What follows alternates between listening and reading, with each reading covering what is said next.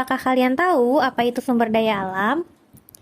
Ya, sumber daya alam merupakan segala sesuatu yang berasal dari alam dan bisa dimanfaatkan dengan baik oleh manusia untuk keberlangsungan hidupnya. Jenis-jenis sumber daya alam berdasarkan asalnya dibagi menjadi dua, yaitu yang pertama sumber daya alam hayati.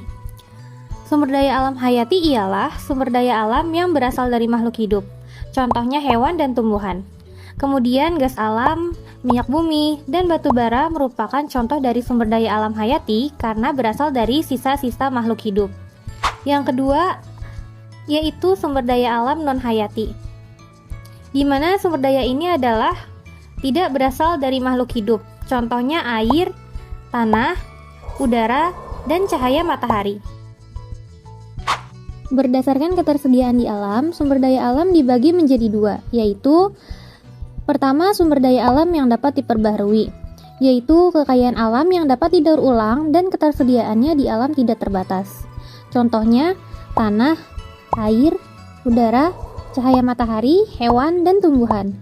Yang kedua yaitu sumber daya alam yang tidak dapat diperbaharui, merupakan sumber daya yang tidak bisa didaur ulang dan akan habis jika digunakan terus-menerus. Contohnya minyak bumi, batu bara, gas alam, serta bahan tambang. Teman-teman, sumber daya alam dapat kita manfaatkan loh. Di antaranya yaitu untuk bahan pangan seperti beras, ikan, daging, telur, buah, dan sayur.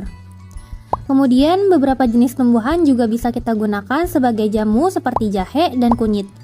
Juga lidah buaya bisa kita gunakan sebagai perawatan rambut.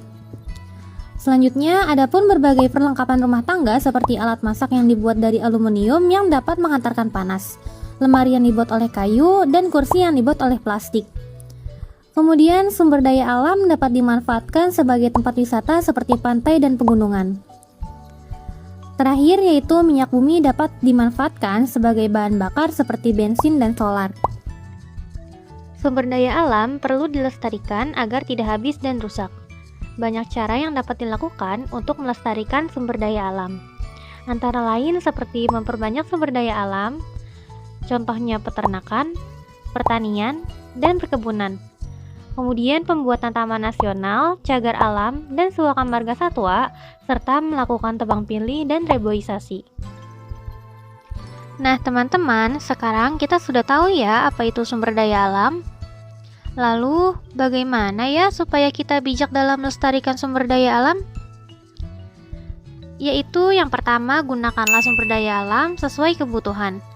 Yang kedua, jagalah kebersihan lingkungan dengan cara membuang sampah pada tempatnya dan mengurangi produksi sampah.